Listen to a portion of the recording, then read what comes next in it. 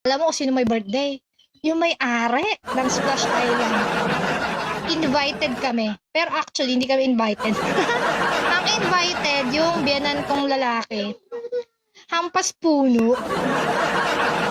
Hampas lupa, mga slap soil, mga squammy. Tayo yun. Level natin yon. Pero medyo umangat tayo ng konti. Ng isang beses na. Kasi yung biyanan ko ng lalaki, kaklase niya pala, nung high school, elementary, may-ari ng Splash Island, doy!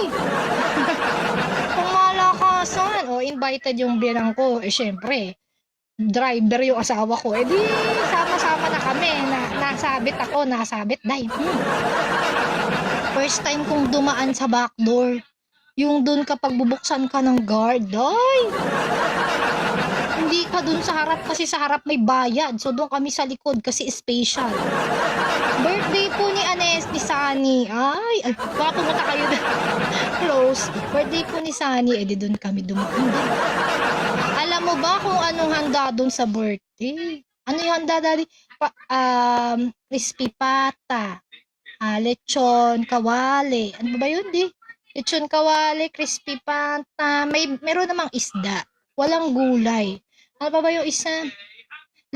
May dala kaming itik kasi taga-Angono Rizal kami. Shout out sa mga merong itik yung dala namin. Tapos merong pambaan pa ba yun? May lechong baboy. Lahat ng pampahay blood. Alam niyo ba yung mga bisita, lahat senior. Kasi mga senior na yung biyanan ko puro pampahay blood yung mga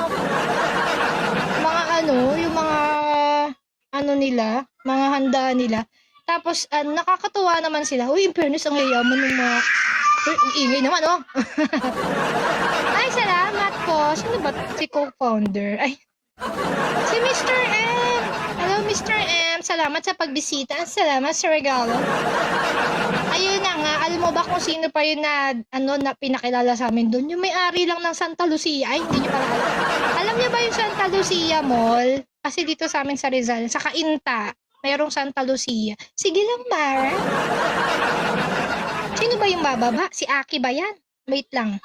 Hindi ko nakita. Ikaw ba? Wait lang, Mare. Sino yung bababa? Marami nang humagis.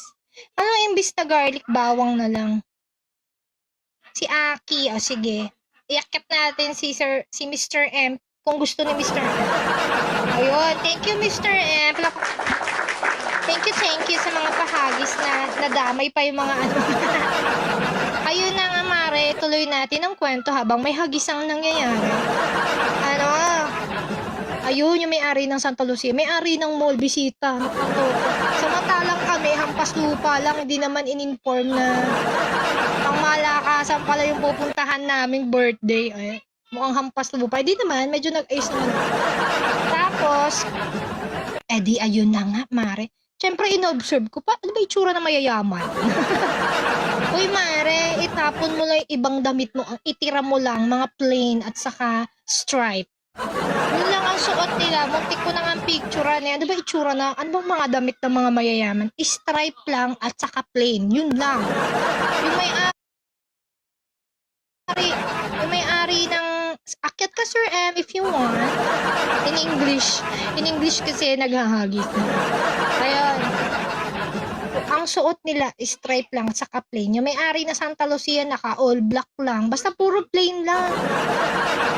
Tapos, iba-ibang klase ng stripe. May matabang stripe, may manipis na stripe. Basta puro stripe. Ganun lang. Ganun pala yung suot ng mayayaman. Oo. Wala. Tapos, yung iba mong damit, itapon mo na. Yun lang itira mo. Para mukha kang mayaman din. Ayun. Sige lang, Sir M. Thank you so much. Mr. M pala. Ayun. Tapos, nung patapos na yung party, yung mga lifeguard, kasi yung nag-a-assist namin, mga lifeguard sa Splash Island, yung mga nag-ano sa catering, kasi sa buffet, yung mga lifeguard, basta mga tauhan ni Sir Sunny, sa Splash Island. Nung patapos na, parang masaya sila. Kasi, syempre, mayayaman yung bisita, maraming take out, maraming matitira, doon sila nagkamali. Yung mayayaman pala, nagsasharon din, day.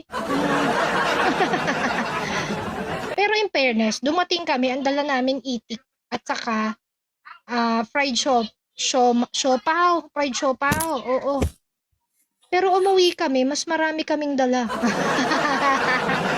Mas marami kaming take out, ang daming pagkain.